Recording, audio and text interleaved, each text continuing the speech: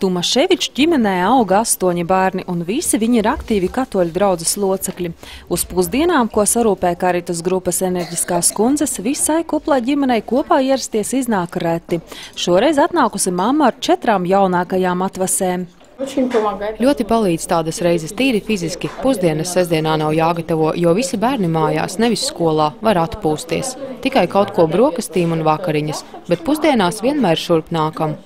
Galdā tiek celta piena zupa, kartupeļu biezenis ar kotleti un salātiem, taču kundzes allaž rūpējas, lai sanākušajiem būtu arī kāds našķis. Bet tiem, kas kādu iemeslu dēļ nevar atnākt, ēdiens tiek nogādāts uz mājām.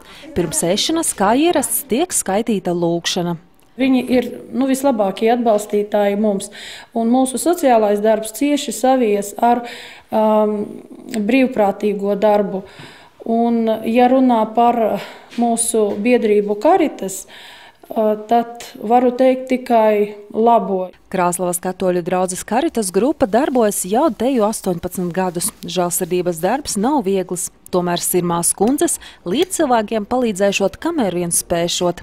Pusdienām nepieciešamos produktus saziedo paši pilsētnieki, naudas līdzekļus iespēju robežās iedala pašvaldība vai sponsori. Lieldienām sievietes nolēmušas sarūpēt pārtikas pakas līdzņemšanai.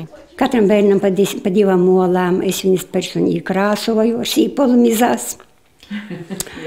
Jā, tad vēl mēs pieliekam tur kādus sviestmaizītes, pīrādziņus, kādus par kādam mābolam, konfektītes. Lai žēlsirdīgajām kundzēm šaurajā virtuvē būtu ērtāk strādāt, īstenots Eiropas lauksaimniecības fonda lauku atbalstam projekts trūcīgo iedzīvotāju labklājības veicināšana un 2000 latu vērtībā iegādāti jauni trauki, virtuves skapis, sadzīves tehnika un citas noderīgas lietas, lai nesautīgais darbs varētu turpināties.